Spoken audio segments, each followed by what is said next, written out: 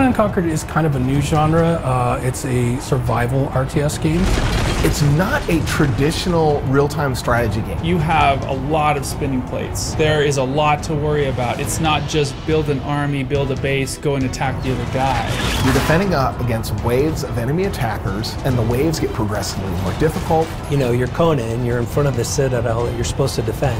They get more challenging, they get more deadly. There's this clock that's ticking and the drum beats are going in the background. They're getting gradually louder. You know something nasty is going to happen. Playing by yourself or with a friend, you're going to try and survive through so many waves to see how long you can remain unconquered.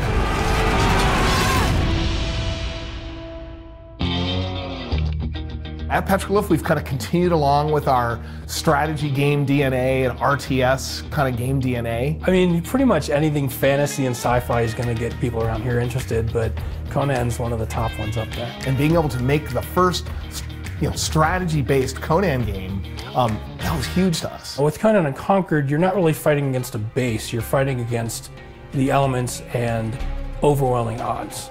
So, depending on how you set up the game and the customization, you'll be pitted against, a finite number of waves or even an infinite amount of waves. We've built in a lot more simulation than we ever have in any other game.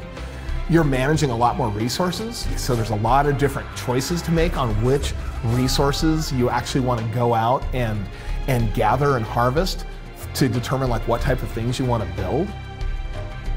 The worlds are randomly generated as well, so it's not the same map that you play every time, it's a new experience every time. You really have to layer in a lot of the strategy and challenge elements.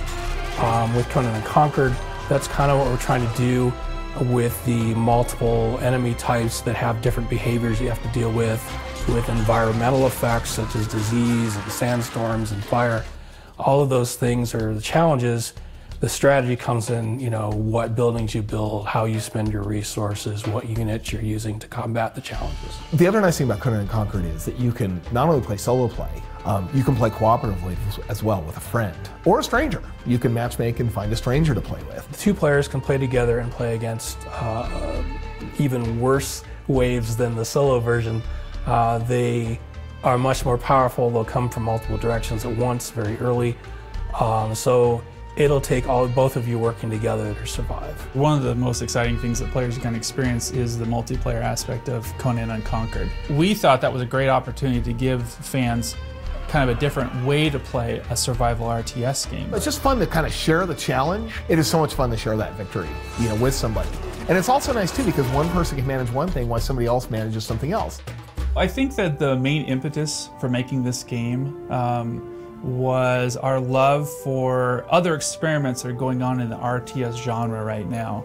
I am a big fan of Frostpunk. We all fell in love with They Are Billions. We want to make a game that has some of the elements that this has because it's really fun to, build and survive. These are great games and they're great examples of a survival strategic game that we thought, man, that's really good. What else could we do with that?